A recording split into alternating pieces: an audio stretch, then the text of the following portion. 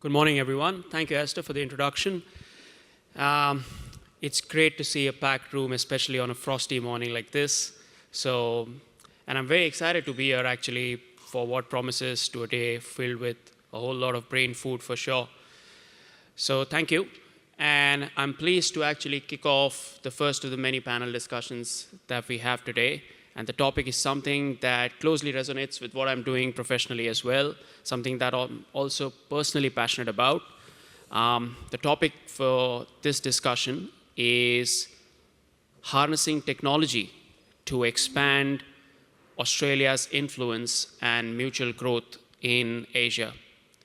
And today, I'm pleased and slightly inspired as well to be sort of joined by an esteemed panel of guests that hail from diverse areas of work and passion.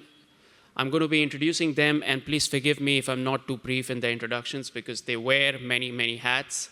So yes, I'll start off with first Prerana Mehta. She is the Director of Strategic Partnerships at CSRO. Essentially, CSRO is Australia's national science agency promoting scientific innovations that impact everyday lives across food insecurity, environment, the likes. Prerana basically leads the national level as well as global partnerships and research collaborations in Australia as well as with other countries. Prior to CSRO, she's worked with other government departments like the Austrade, promoting Australia's trade connectivity with Singapore. Prerana is also actively engaged in advising startups as well as promoting women entrepreneurship through one of our NGOs, which is SisterWorks. Welcome, Prerana. It's good to have you. Next up is Brendan Ma. He is the Chief of Staff and Head of Investments at Immutable. For those who don't know Immutable, it's a global leader in technology and gaming, and it pioneers the use of something that we popularly call as Web 3.0, applications such as NFT, blockchain that has revolutionized gaming. Brendan heads capital formation, investor relations, fundraising efforts, tying or stitching up strategic partnerships with international investor community, particularly those in Asia. Interestingly enough, Brendan started his career in politics, advising bureaucrats and government across Australia, US, as well as the G20. Welcome, Brendan. It's good to have you. And finally, we have Mike Bareja from the Australia Strategic Policy Institute. The Institute essentially is Australia's nodal defense and strategic policy think tank.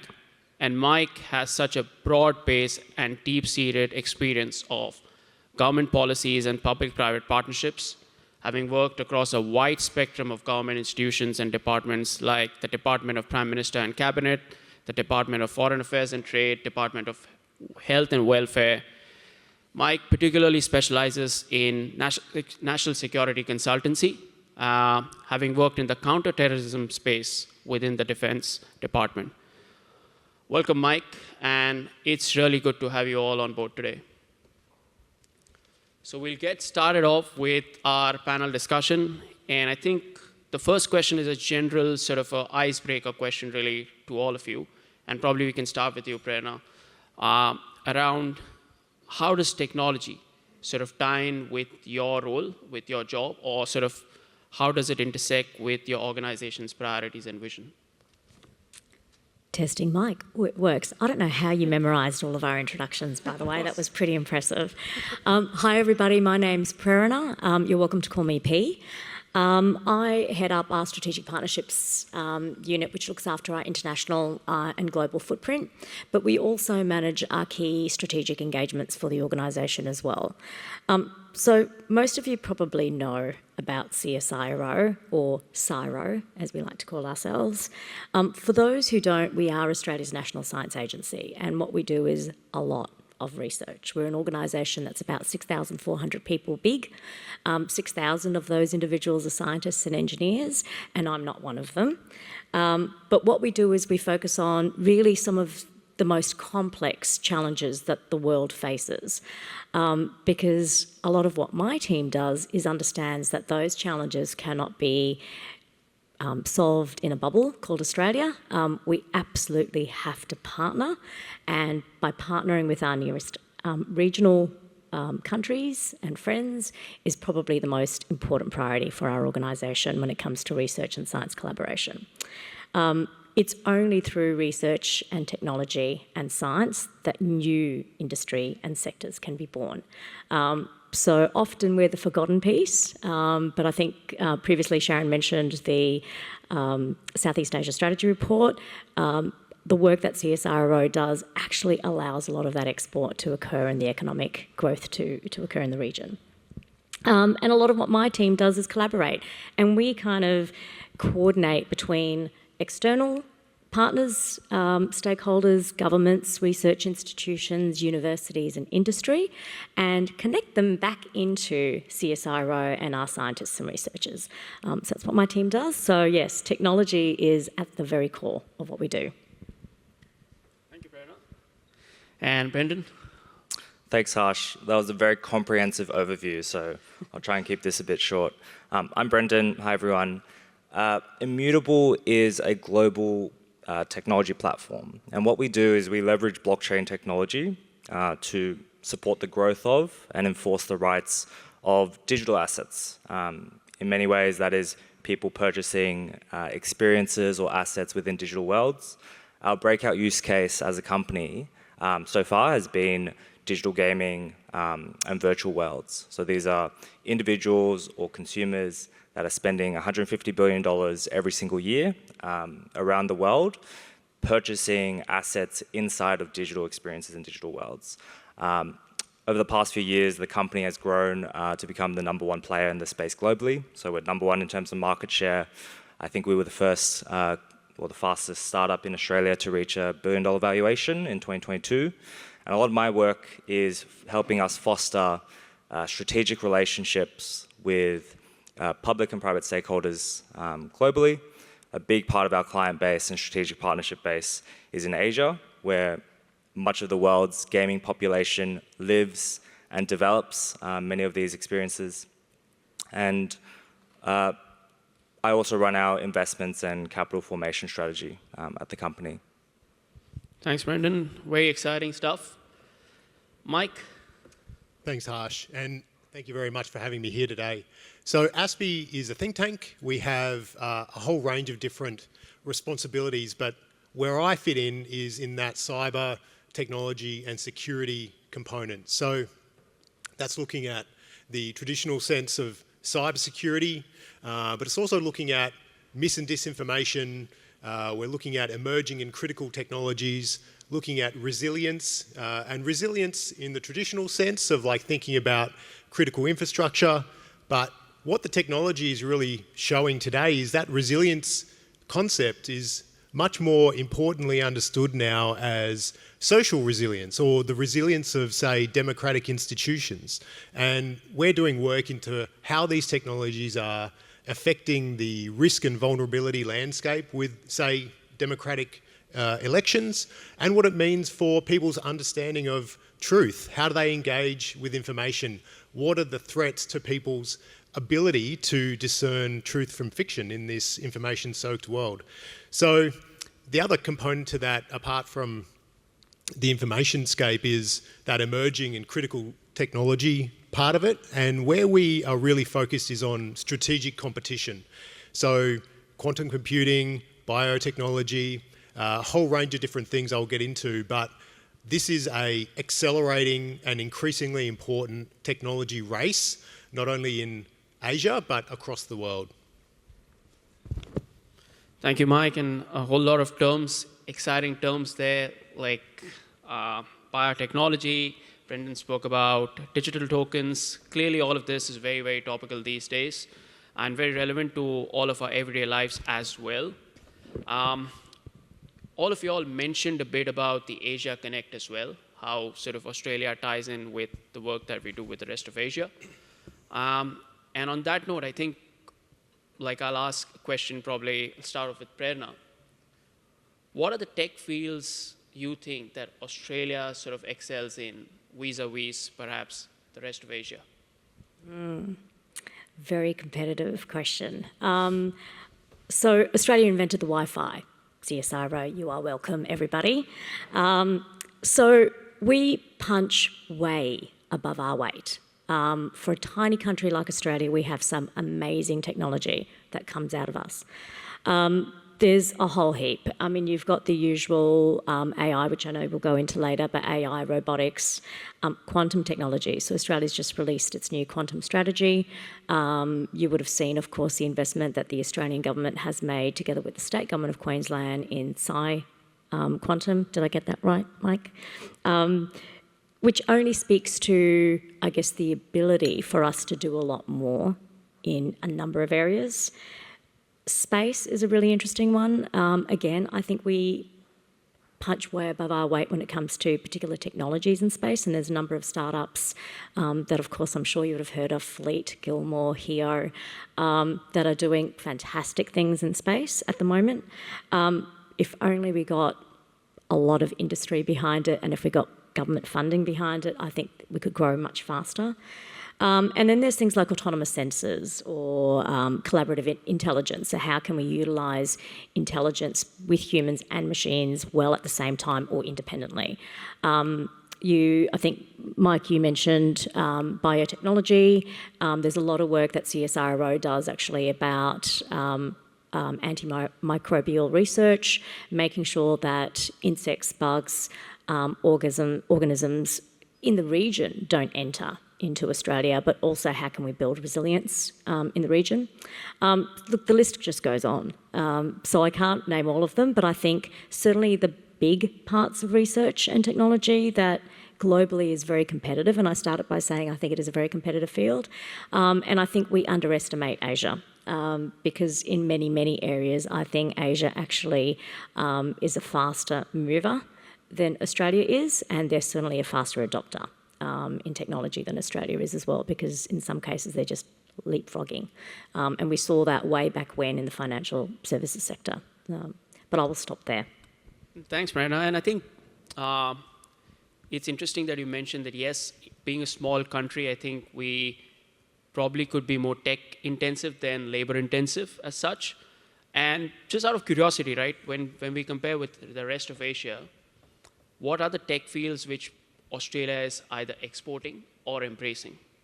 Well, we're a services industry, so you're absolutely right. I think a lot of the tech that we're exporting, I think, is the tech that we're seeing in sectors such as, interestingly, finance, banking, retail.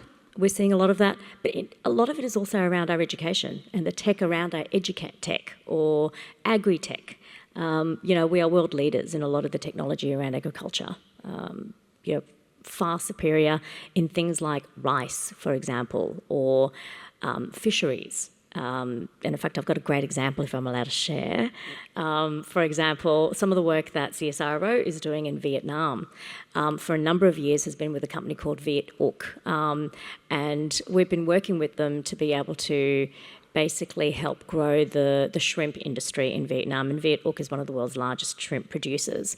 So the technology that we've been using essentially makes sure that the shrimp are bigger, fatter, don't die, and there's a higher yield.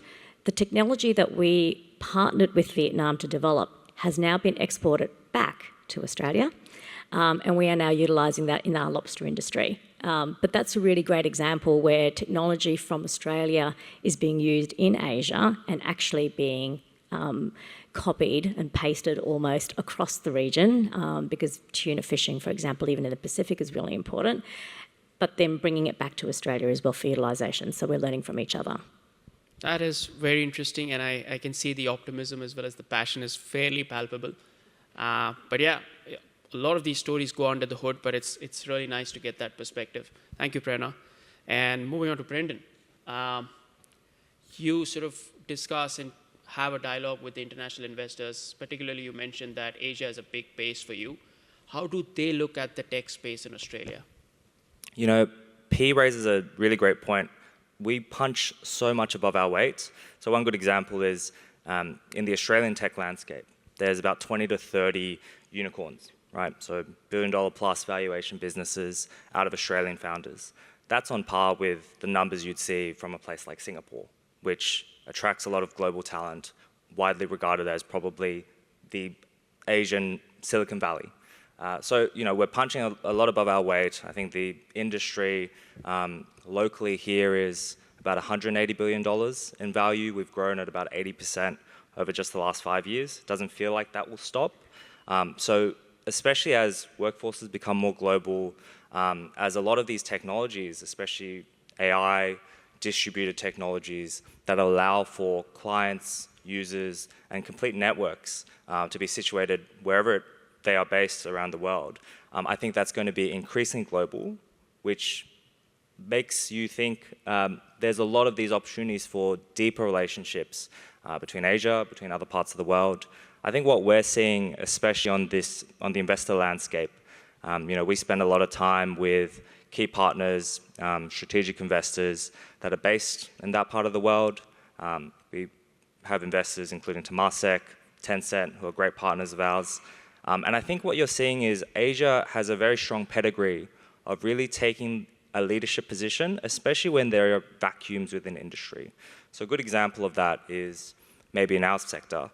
The US and parts of the West probably were a little bit slower in trying to figure out the best way to create guidance, frameworks, and create ecosystems for digital asset providers or virtual asset service providers.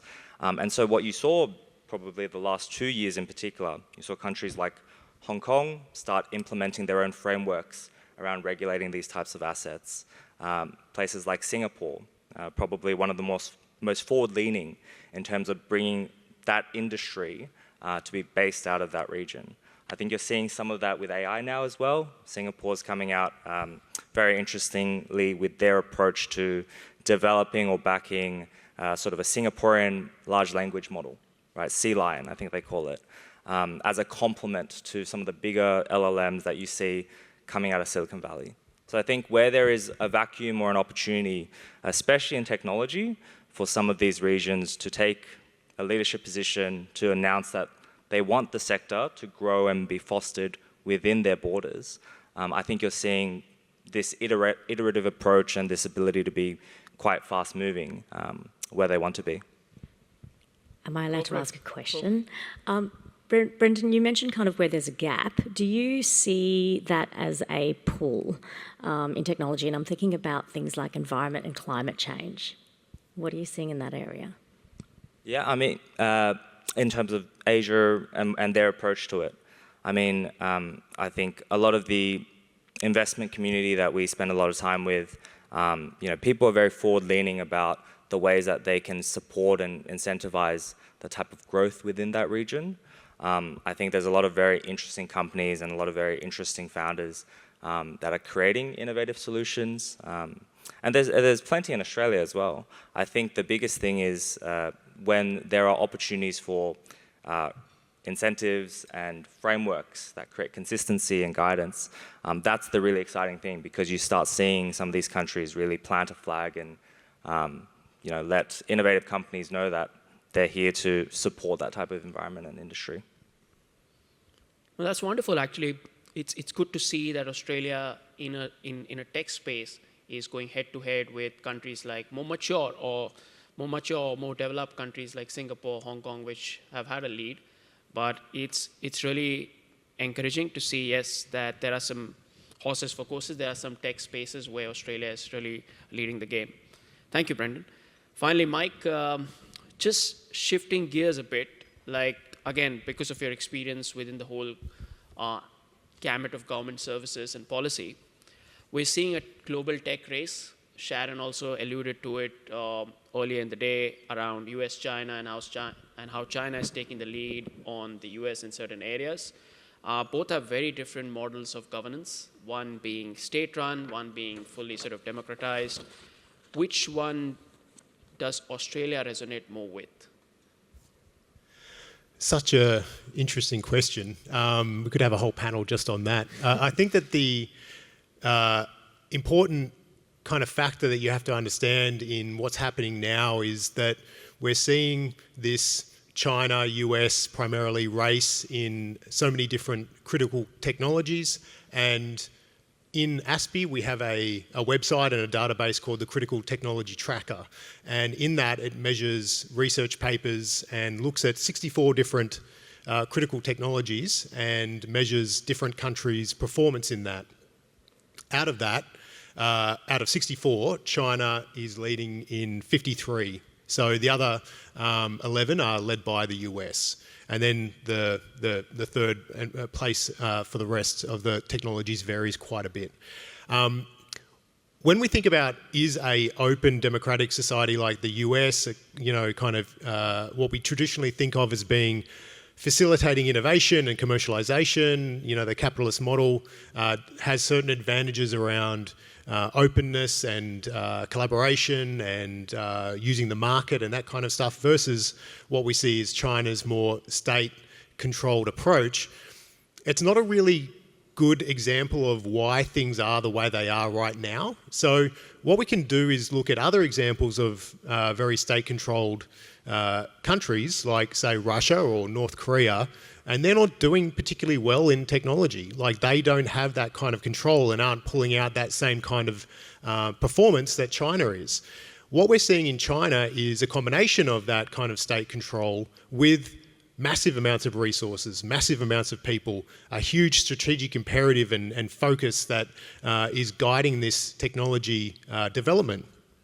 And for a long time, there was this kind of assumed knowledge going back 20 years around China's tech development around, well, it's IP theft, it's stealing technology and then developing that indigenously in their own version.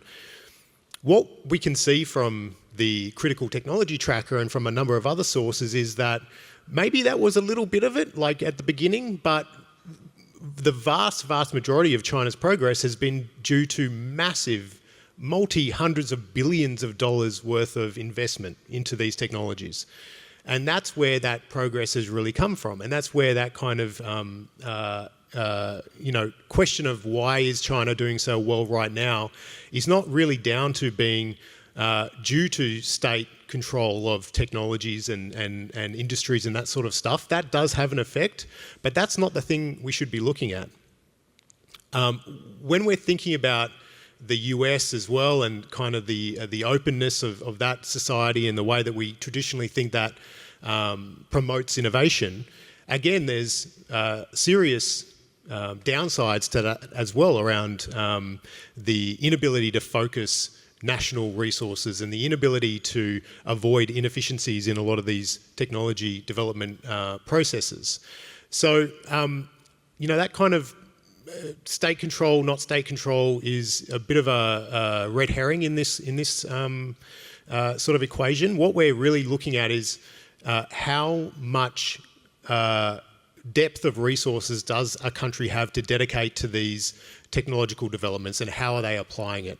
And China, massive amount of resources, massive amount of people being put to these problems, and therefore they are making the progress that you would expect. The US is very much the same, except it just has a longer history of that. So cumulatively, it's built up this massive base of technological expertise that it has had for 70, 80 years, if we're looking kind of at the post-World War II period.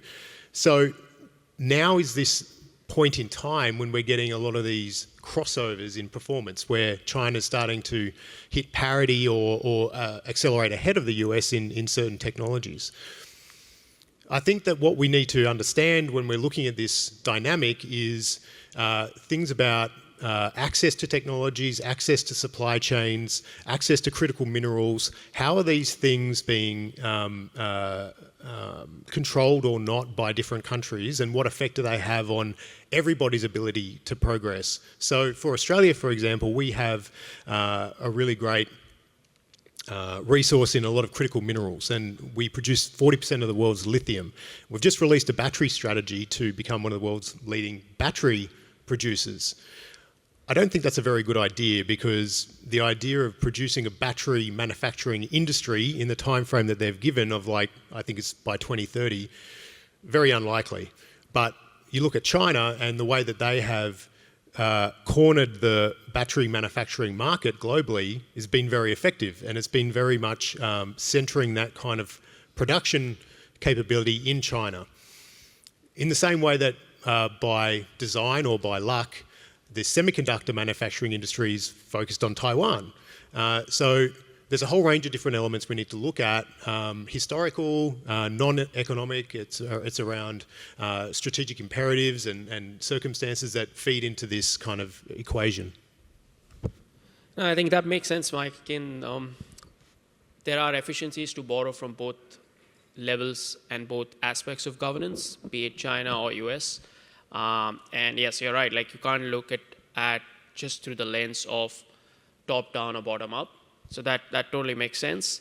And a follow-up question, actually, like, can you point one area where, let's say, one area of security where Australia can borrow something either from China or Asia in terms of collaboration? Where we can learn something? Yes. So I think that there's a really good approach to AI regulation and the ethics and the safety around AI that's being produced by a range of different Asian countries at this point, indigenously, Singapore, South Korea, Japan, along with the rest of the world as well. This comes to that question of, how do multilateral kind of regulatory approaches work or don't work. The thing about the Asia Pacific compared to, say, the EU is that it's a huge amount of diversity. And when we think about, can we do a regulatory regime for technology across Asia Pacific, it has to be at two levels. It has to be at a very high level across countries where you're kind of talking about norms and principles and a very kind of high level approach to it. And then having countries produce their own national approaches based on that, which is taking account of those individual legal systems, cultures, political environments, because there is such diversity. You can't put kind of a big multilateral approach on all of Asia Pacific and make it work like you potentially can in the EU. And so what's being done in Asia in the AI regulation space is really a good example of that kind of two-level approach, which allows us to create a broad understanding at the high level and align principles, but develop and implement mechanics of it at a national level that are appropriate for that particular country. Am I allowed to expand on that again as well? Sorry. I think you've absolutely hit the nail on the head there too, because it's very much about a country at that highest level determining what its tech priorities are going to be and what it needs to do, whether that's in the energy space, whether it's in defence, or whether it's consumer. I think those countries that are doing really well that we can learn from are countries like Singapore, that from a budget perspective kind of have a very clear blue sky budget principle. So it's to invest in research and science and technology that we don't know that we need to invest in now, which I think is phenomenal. Countries like Japan, where they've got mission-led programs, so they've got the Moonshot program there, where industry really is the lead there, and industry just comes in and invests R&D against their Moonshot programs. So those kind of initiatives that are at a national level work really well, and we're not quite there yet in Australia, I think. Understood. So essentially what you're saying is, and what Mike also mentioned is, we need agility and nimbleness, but there is a certain central level framework that is necessary to ensure that the priorities are in order. Yeah, and I think that we've seen this with many other issues in global governance around international law enforcement, around financial regulations. When we're talking about technology and we're talking about the implications of that technology, and especially information technology now, where we have elements of contested concepts like privacy or safety or security varying quite a lot between different cultures, you need to be able to talk about a very high level, principles-based kind of norm-forming level, which is where we can do that kind of multilateral alignment, but then devolving the implementation and the different mechanics of it down to the national level. So you are able to have a broad understanding of where you want to go, but devolving that implementation down to the individual countries. I think due to the diversity of the Asia Pacific, it's just the way it has to be done, which is a very different situation to, like I mentioned, the EU, which is able to do it at a much more, this is how it's going to be done for every nation in the EU. Got it. So basically a principles-based sort of an ecosystem. But it's interesting, like I think no discussion about technology can be complete without an adjoining conversation around regulating it, especially talking about things like privacy, as you mentioned, data security, the likes. Brendan, coming to you, because you deal in futuristic tech day in and day out. And what do you see as the role of regulation? Is it enabling, is it disabling, or like it's somewhere in between?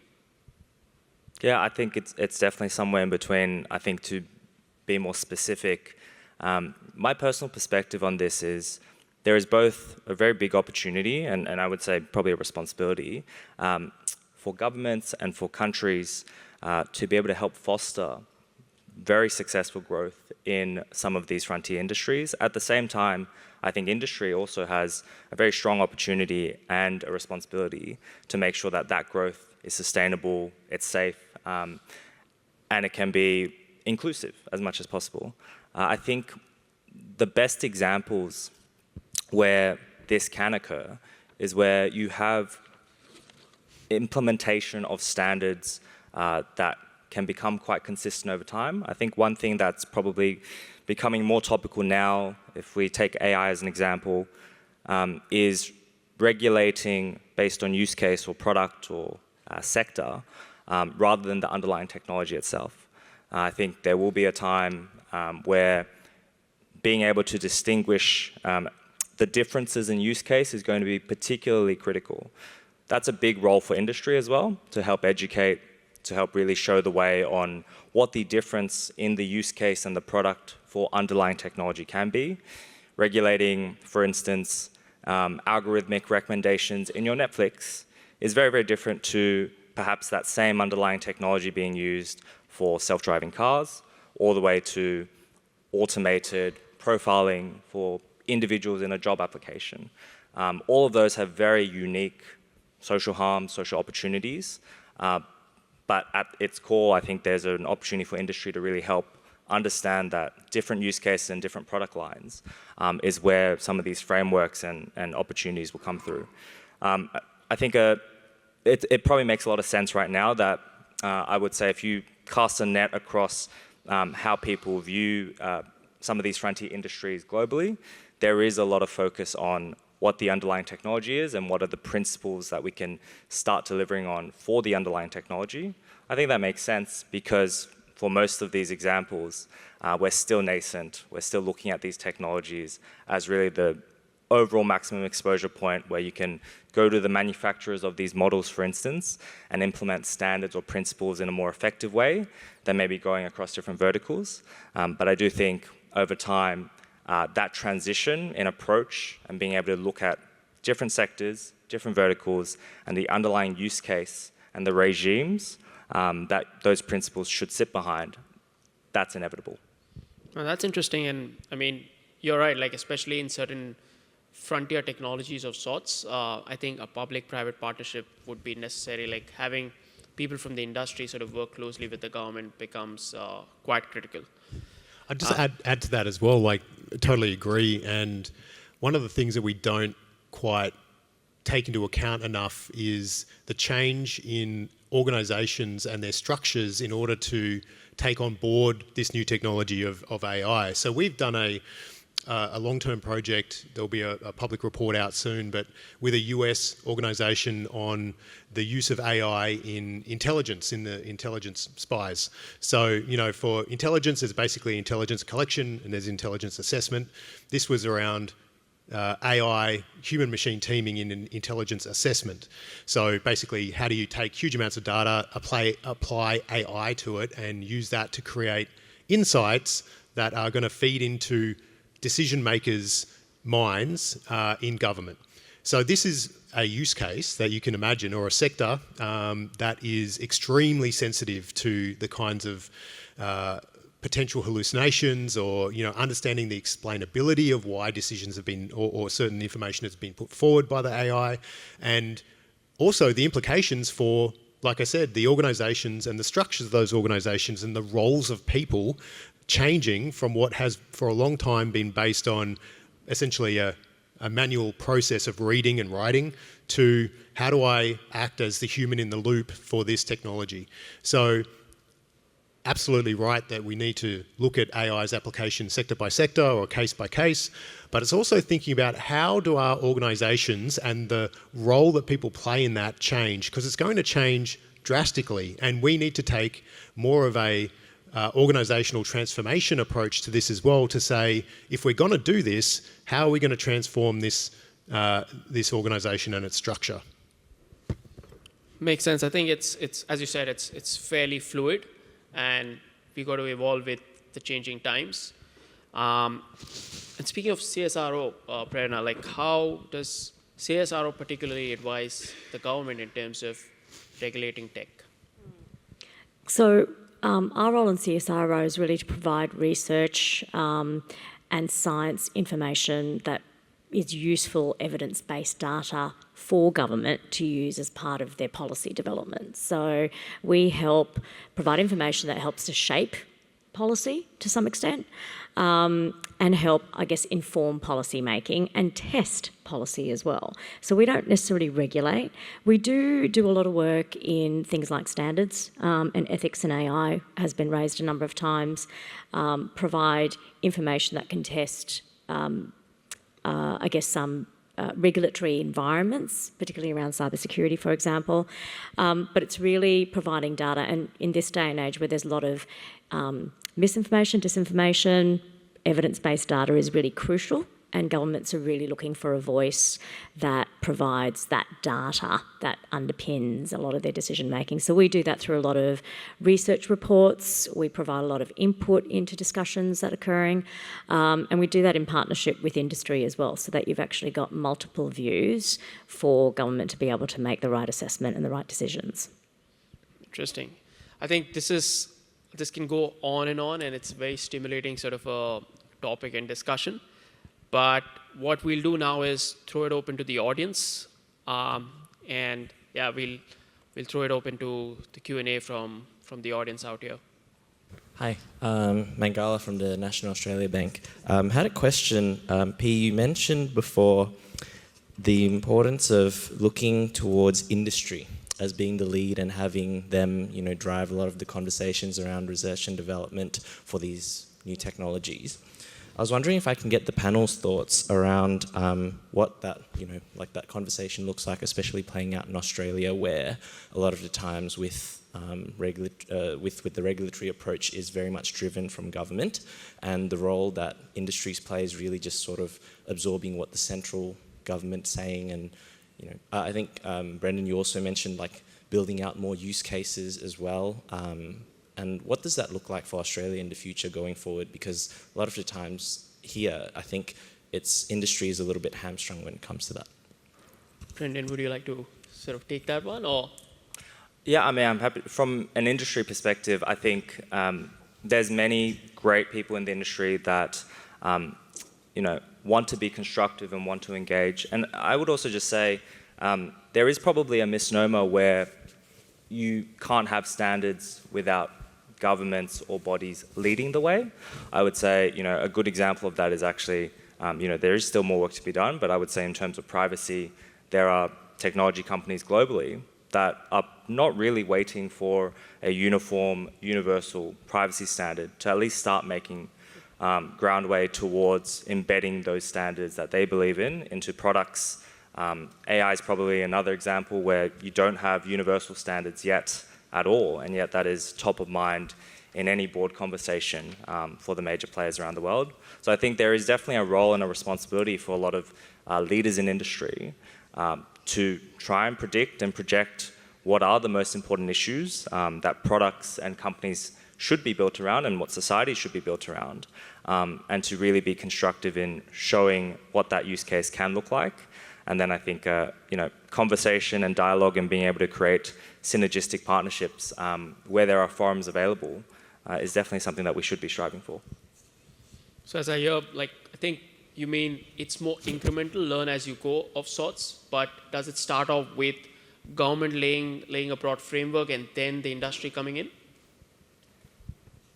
I think in many ways the industry will be involved in whatever way is possible, right? I'd be keen if you guys had views on where government can play there. Yeah, so I think that there are increasingly opportunities and mechanisms put into place for industry's input into policies and strategies. And so we've seen that most recently with the Department of Industry, Science and Resources and their work in quantum. So they've, in their grant process and in their development of policy, have gone straight out to industry and said, okay, well, give us your ideas on how this should work. Along with all of the important legislation and policies that come out of the federal government, there are quite long consultation periods, quite intense, and those sort of are ephemeral. They go to each kind of grant or policy. There are also more permanent functions set up like the Australian Cybersecurity Centre, where there is at the base a intent to have a public-private partnership and have that organisation facilitate that. Now, my preference would be that be expanded, that kind of idea, to lots of other technology areas rather than being more of a, I don't want to say top-down approach, but it's more of a light touch approach from government where they sort of give priorities and then research institutions and industry sort of fulfil the promise. I would like to see more of the ACSC type model for, say, biotech, for quantum, for AI, whatever it is, and create not only the physical but also the conceptual foundation for a real public-private partnership on those technology issues. Thanks, Mike. I think we'll probably take another... Oh, Prerana, you want to add anything? No, look, I was just going to add that I think industry is going to be streets ahead of government always, right? So government's always going to be catching up. So it's in government's interests to be able to work really collaboratively with industry, and it's in industry's interest to work collaboratively with government so that the research, not the research, but that the innovation landscape and that framework that we talked about before is being adapted to and being agile to the fast pace in which industry works, because you can't have a regulatory framework and then it just sits there. It needs to change, it needs to grow to be able to be more adaptive to technologies. That makes sense. We'll take another question probably from the front row. Hello, my name is Angus. I'm from the Australian Indonesia Youth Association. First of all, thank you to the panel for your insights about technology in the region. I have a question that's really geared towards you, Brendan, about gaming investment in the region. So typically investment has taken place a lot in the US, Japan and China.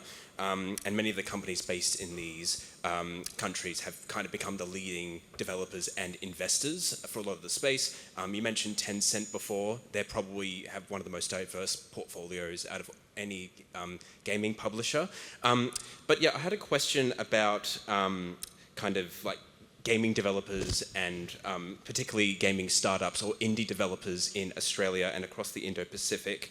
Who do you believe are the leading developers or publishers in this space? And what are your thoughts on the sustainability of many of these indie companies, particularly with rising development costs and many digital marketplaces kind of remaining unwavering in reducing the profit split model? And is this perhaps something that the blockchain technology that your company is involved in could perhaps help with, particularly in regards to getting more of the profits directly to the developers themselves? That's awesome a very question. heavy question. Someone's done their homework. I would say, Asia's, I would say some of the biggest developers in the world, it's not a secret, are in Asia. Why is that important? I think that is also an analog for something broader in technology, not just in gaming, which is that there is a rich heritage of gaming innovators and the entire video game industry being first in class on disruptive technological innovations. Within gaming, that looks like different distribution models after the advent of social media, free-to-play networks. Korea, Japan in particular, are great examples of being the first to carry that flag. And then also, I think it's just there's definitely a more experimental culture when it comes to new innovation, new technology, a willingness for communities in that part of the world to embrace something that's new. I think that also flows through to some of the things we discussed today about a willingness for bodies and governments in those regions to really meet demand where they see it. And I think on your second point, which is a really interesting one, which is if I abstract that a bit more to maybe others that are not deep in gaming, it's really a question of why do we care about frontier technologies when there is an economic model or a business model that works in some industries? My perspective is the reason why some of these technologies, whether it's blockchain, whether it's AI, whether it's something else in financial technology, carbon credit systems, is that it creates different types of economic models with technology that might actually make it more inclusive, more equitable, or maybe at the most capitalistic sense, might just create lower costs and make it more profitable.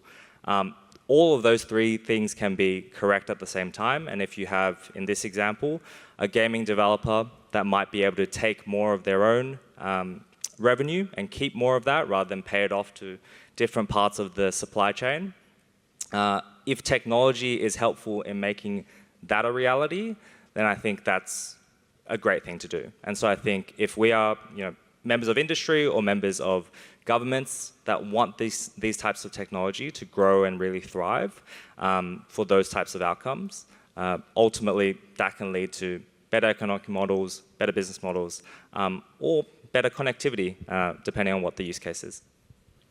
Thank you so much, Brendan, for sharing that nuanced perspective. And I think in the interest of time, what we'll do is we'll probably end on one final question to perhaps all the panelists here. If you have to put a finger in the air in terms of what are the next big tech themes that you foresee, in probably, it's hard to put a timeline, but probably in the next 1 to 3 years to 5 years, then what would that be? It'll be a biotech. One probably either biomanufacturing, which has the capacity to augment literally every manufacturing process we have today, or it'll be around pharmaceuticals. So genetic drugs, it'll be around custom drugs and the ability for AI to augment things like molecule design, protein folding, that kind of stuff, which will accelerate the current drug development process from a 90% fail rate to something better. Brendan, yourself?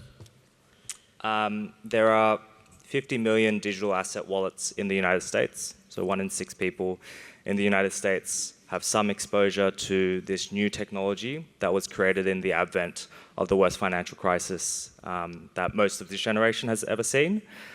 So I'm really interested in what happens in the next 10 years when people have a little bit more sovereignty over parts of their portfolio. They might understand this technology a little bit more and be able to use that for very interesting use cases, whether it's owning assets that you have in a digital world, regardless of not being able to touch it, all the way to having something else in the back pocket if we have higher rates for longer and inflation for a long time. Interesting. So pharma, decentralizing digital rights, and Prerana, what is your take? I'm going to say renewable energy and climate change. It was 45 degrees in New Delhi yesterday. It was what felt like -6 in Canberra this morning, but I think it was about -4. And that impacts everything. It impacts our health. It impacts the food. Crops aren't able to grow. It impacts where we live and how we live. And so I'm going to say, environment, climate change, and renewable energy. Exciting. Exciting times ahead. And thank you so much, panelists, for all your views and perspectives. And we will conclude the panel discussion here, but thank you all for listening as well.